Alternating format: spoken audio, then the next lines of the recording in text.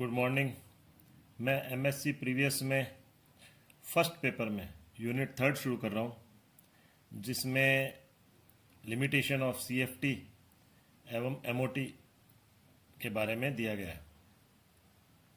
अब यहाँ सबसे पहले सीएफटी की लिमिटेशन को समझाने के लिए मैं मेटल लिगेंड बॉन्डिंग की बात करता हूँ।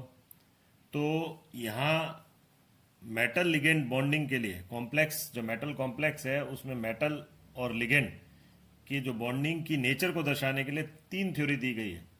वैलेंस बॉन्ड थ्योरी यानी वीबीटी, क्रिस्टल फील्ड थ्योरी यानी सीएफटी, लिगेंड फील्ड थ्योरी यानी एलएफटी, और इसको हम मॉलिक्यूलर ऑर्बिटल थ्योरी यानी एमओटी भी कह सकते हैं।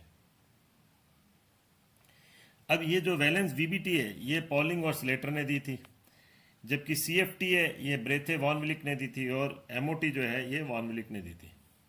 सबसे पहले थोड़ा सा वीबीटी के बारे में मैं बता रहा हूँ कि वीबीटी जो है ये मेटल और लिगेंड के बीच में कोवेलेंट नेचर को बताती है। यानी जो बॉन्डिंग है वो कौन सी बताता है, ये जो वीबीटी बताता है ये कि मेटल और लिगेंड के बीच में बॉन्डिंग कोवेलेंट प्रकृति की होती है। अब उसमें जो हम दो तरह के कॉम्प्लेक्स लेते हैं, एक ऑक्टाहेड्रल कॉम्प्लेक्स जिसमें इनर ऑर्बिटल और आउटर ऑर्बिटल कॉम्प्लेक्स देखते हैं, और दूसरा कोऑर्डिनेशन नंबर 4 के tetrahedral and square planar complex. ये कोऑर्डिनेशन नंबर 6 के हो गए और ये कोऑर्डिनेशन नंबर 4 के लिए। अब कोई भी कॉम्प्लेक्स किस तरह का है ये डिसाइड होता है मैग्नेटिक मूवमेंट के आधार पर। ये मैग्नेटिक मूवमेंट जो होता है म्यू बराबर √n+2 बोर मैग्नेटॉन। ये n जो होता है ये नंबर ऑफ अनपेयर्ड इलेक्ट्रॉन है। यानी हमें पहले मैग्नेटिक मूवमेंट पता होता है कॉम्प्लेक्स का, उसके आधार पर हम नंबर ऑफ अनपेयर्ड इलेक्ट्रॉन निकालते हैं और हमें ये पता लग जाता है कि वो कोऑर्डिनेशन नंबर अगर 6 है तो वो इनर ऑर्बिटल टाइप है या आउटर ऑर्बिटल टाइप है, ऑक्टाहेड्रल कॉम्प्लेक्स। और अगर कोऑर्डिनेशन नंबर 4 है तो वो टेट्राहेड्रल है या स्क्वायर प्लेनर है। ये मैग्नेटिक मूवमेंट से हमें पता लगता है। यानी मैग्नेटिक मूवमेंट के आधार पर हम नंबर ऑफ जो अनपेयर्ड इलेक्ट्रॉन निकालते हैं और अनपेयर्ड इलेक्ट्रॉन के आधार पर हमें ये पता लग जाता है। अब इस जो थ्योरी में लिमिटेशन क्या थी, तो सबसे पहले तो अगर मान लो किसी के सेम नंबर ऑफ इलेक्ट्रॉन, जैसे मान लो हम ऑक्टाहेड्रल की बात करते हैं, अगर उसका D1 D2 D3, अब वो अगर मान लो D1 D2 D3 है तो इनर ऑर्बिटल में हमें पता है D2sp3 हाइब्रिडाइजेशन होता है और आउटर ऑर्बिटल में होता है sp3 D2। तो हम ये कैसे डिफ्रेंशिएट कर पाएंगे वो इनर ऑर्बिटल है या आउटर ऑर्बिटल है। इसी प्रकार अगर D1 D2 D3 और D4 वाला कॉम्प्लेक्स है, यानी ये कोऑर्डिनेशन नंबर 4 के लिए हम बात कर रहे हैं, तो वो sp3 है या फिर हम कहेंगे कि वो dsp2 है। तो ये डिफ्रेंशिएट करना मुश्किल हो जाता है कि वो किस तरह का, नंबर ऑफ इलेक्ट्रॉन के आधार पर ये ज्ञात करना मुश्किल हो जाता है वो किस तरह का कॉम्प्लेक्स है। दूसरा, कलर और स्पेक्ट्रल प्रॉपर्टी की बात इस थ्योरी में नहीं की गई। और लास्ट जो लिगेंड की इंपॉर्टेंस, यानी कि वो किस तरह का लिगेंड है, स्ट्रांग है, वीक है, वो क्या इंपैक्ट डालता है कॉम्प्लेक्स पर, उसकी स्टडी इसमें नहीं की गई। अब इसके बाद सेकंड थ्योरी आई, वो थी सीएफटी। सीएफटी में मेटल और लिगेंड की जो बॉन्डिंग की बात की है, यहां पर पहले तो लिगेंड को पॉइंट चार्ज या पॉइंट डाइपोल के रूप में माना है और मेटल और लिगेंड के बीच में इलेक्ट्रोस्टैटिक अट्रैक्शन माना है, एक तरह से आयनिक बॉन्डिंग मानी है। तो यहाँ मेटल और लिगेंड, मेटल के जो इलेक्ट्रॉन है और लिगेंड के बीच में रिपल्शन के कारण, तो रिपल्शन के कारण डी ऑर्बिटल की स्प्लिटिंग हो जाती है। तो हमने लिखा है यहाँ पर डी जनरेट ऑर्बिटल लिख दिए, जो क्योंकि हमें पता है डी जो सब शेल है उसमें 5 ऑर्बिटल होते हैं, तो उनका इस प्रकार से स्प्लिटिंग हो जाती है। किसके कारण? ये इलेक्ट्रॉन का रिपल्शन, मेटल के इलेक्ट्रॉन का लिगेंड के साथ रिपल्शन के कारण।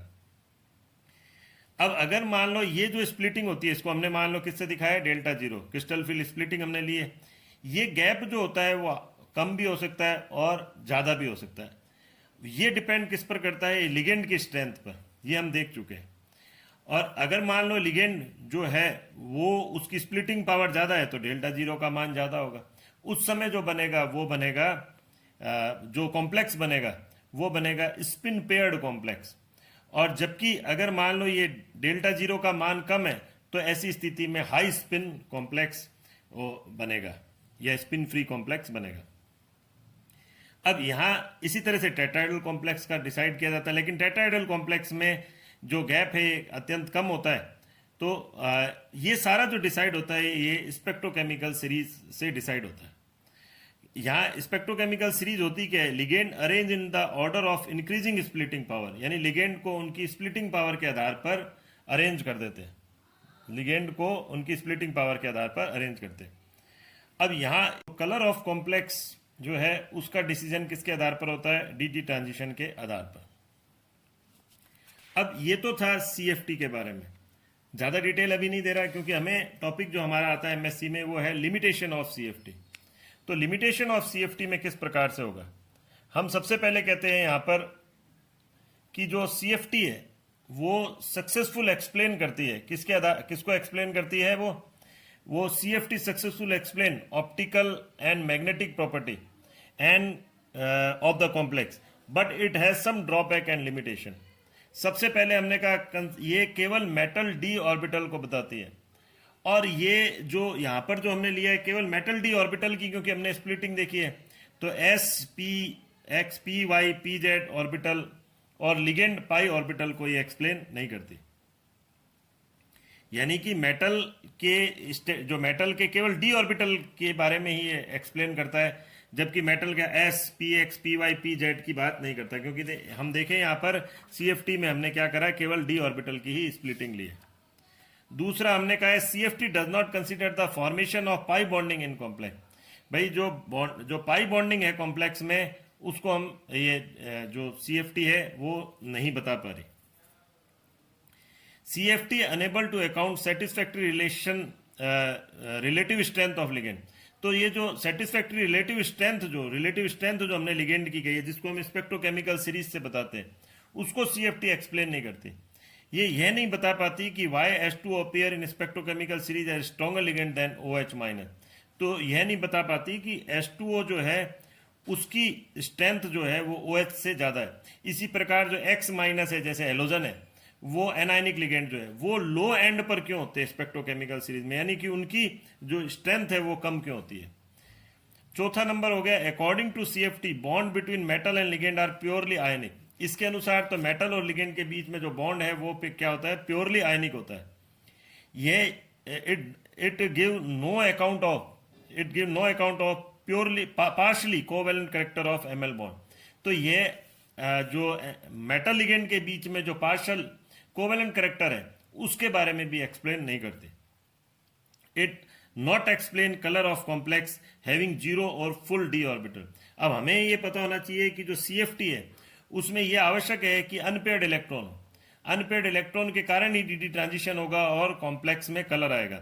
लेकिन अगर मान लो उसमें जीरो है और मान लो फुल D10 ऑर्बिट इलेक्ट्रॉन है, तो ऐसे में क्या हो जाएगा, फिर वो कलर्ड क्यों होता है कॉम्प्लेक्स, उसको एक्सप्लेन ये सीएफटी नहीं करती।